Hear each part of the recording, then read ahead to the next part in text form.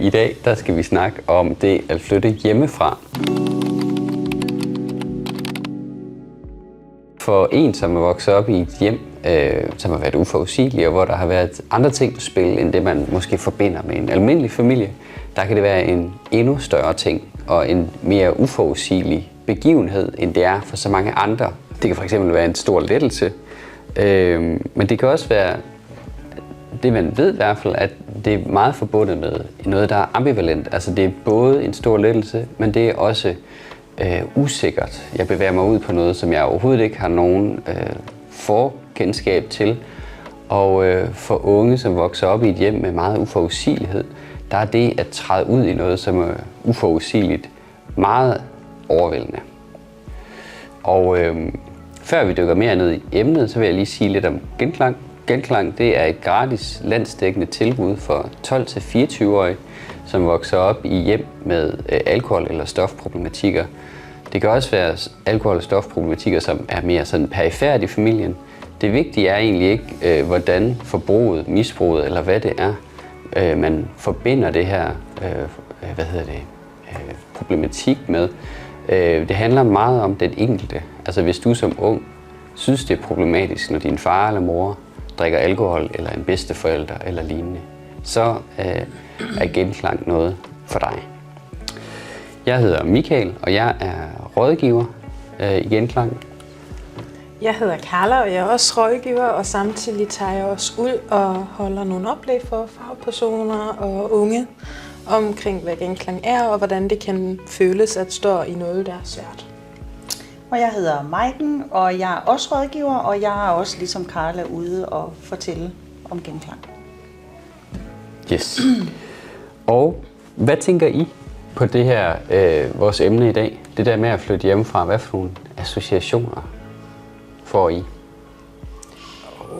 Altså, jeg kommer til at tænke på, at det er en meget spændende tid.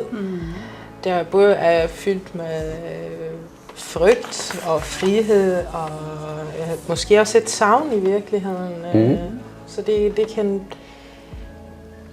opleves på mange forskellige måder. Ja. Og så den der følelse af, så er man rigtig voksen. Ja. Så er man bare rigtig voksen, og så tror jeg også, at det har man også nogle forventninger til sig selv omkring, hvad er det så, når man er rigtig voksen, hvad skal man så kunne, og alt det her. Men den der spænding og alt det nye, der venter en, og man glæder sig. Jeg kan huske, at jeg glædede mig enormt meget til det, selvom jeg selvfølgelig også synes, at det var enormt overvældende, og hvordan skal jeg få det hele til at hænge sammen. Men nogle gode følelser også. Og hvad er det så egentlig, sådan, der sker?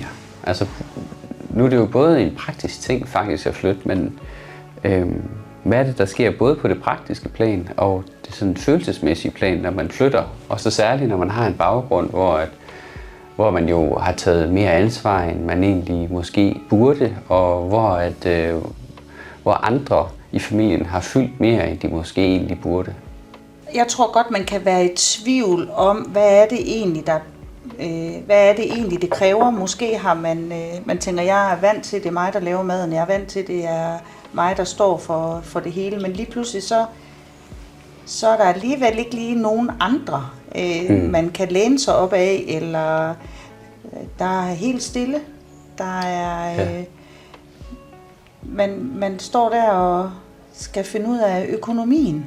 Altså jeg kan huske, det var det allerstørste for mig, det var det her med, hvordan får jeg den her økonomi til at hænge sammen, og hvad er det, jeg skal huske.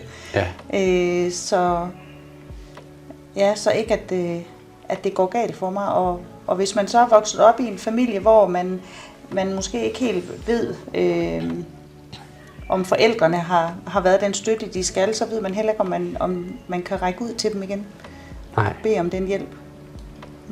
Nej, så det er måske lidt sårbart, tænker du, det her med, at ens barndomshjem, de forældre, der er der, de måske ikke kan støtte en i den her jo overgangsfase, som det at flytte hjemmefra er. Ja, og man står jo med rigtig mange spørgsmål, ikke? Altså sådan fra, hvordan betaler jeg en regning, til ja, hvordan kan jeg aflæse vandmåleren? Ja. Det har jeg selv ikke fundet ud af, når jeg har boet alene i mange år. Hvordan er han det? Så der kan vi sige, man kan godt klare sig uden at aflæse. Ja, det kan man godt. Men altså, der er jo mange sådan, de der praktiske spørgsmål, og samtidig kan man også komme til at spørge sig sådan, hvad har jeg egentlig stået i? Når man lige pludselig er flyttet ud, ikke? Og man har den tid til sig selv, og man er alene. Ja. Så kan man jo godt spørge sig sådan, eller ruminere mere over, hvad der egentlig er sket. Ja, altså, så man får lidt plads til at spekulere over det liv, man er flyttet fra, måske. Ja. Så det kan jo godt være, at det først der, hvor det kommer, at det går op for en. Altså, hvad for en familie man kommer fra, ikke? Ja. Jeg tænker også, der er også noget med ansvar. Altså, det bliver i hvert fald sværere at have ansvar for andre, når man ikke bor med dem. Og når man ligesom flytter væk fra den kultur, som der ligesom foregår i ens barndomshjem. Ja, og samtidig flytter tingene i mad. Ja. Præcis. Så bare fordi man er flyttet ud, så forsvinder den ansvarsfølelse jo ikke med det samme. Nej. Fordi du har måske stadigvæk din mor og far, der ringer i telefonen og vil have dig til at løse deres konflikt, eller vil have dig til at komme over og gøre det ene eller det andet, ikke? Ja. Jo.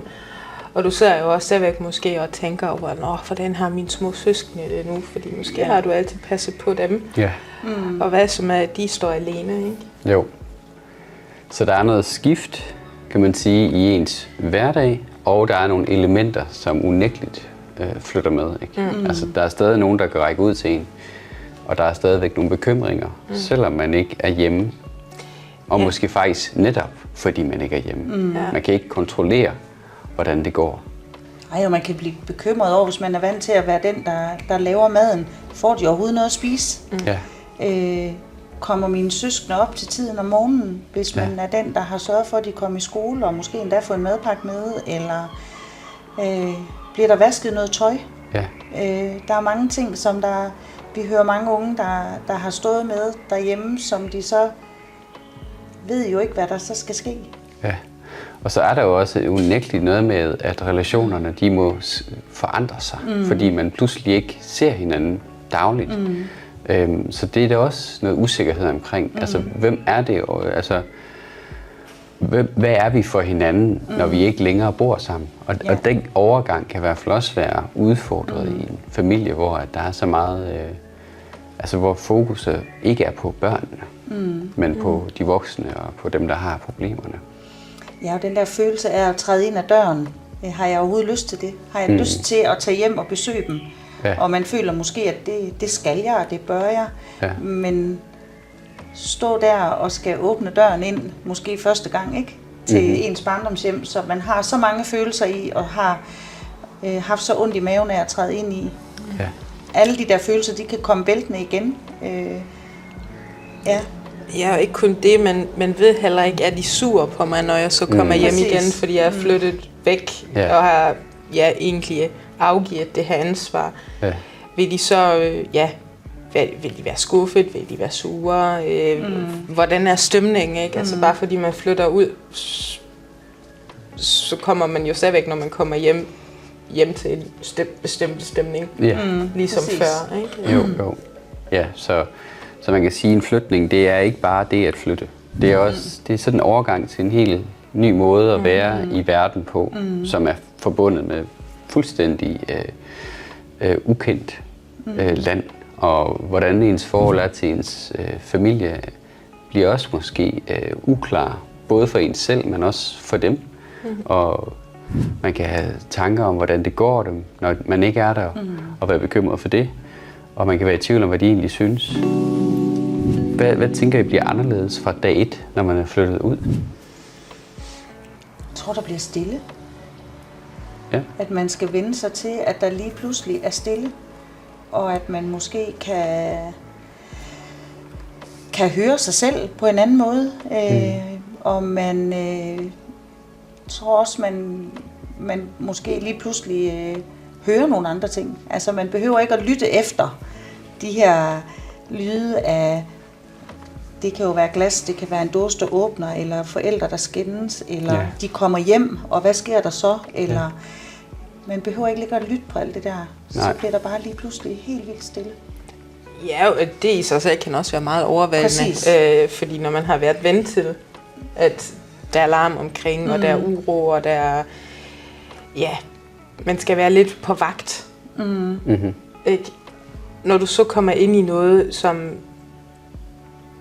er meget stille, og hvor der er meget ro omkring dig, så kan det føles endnu mere skræmmende. Ja. Selvom det burde have det modsatte effekt, ikke? At man måske kan slappe af og endelig trække vejr og sådan noget, så kan det have det modsatte effekt, og man bliver faktisk mere urolig, fordi det er man bare ikke vant til. Nej, det er simpelthen så ukendt, Ja, det at der ligesom... ikke er alt muligt, jeg skal forholde mig til uden for mig. Og den der følelse af, at stilheden den larmer. Ja.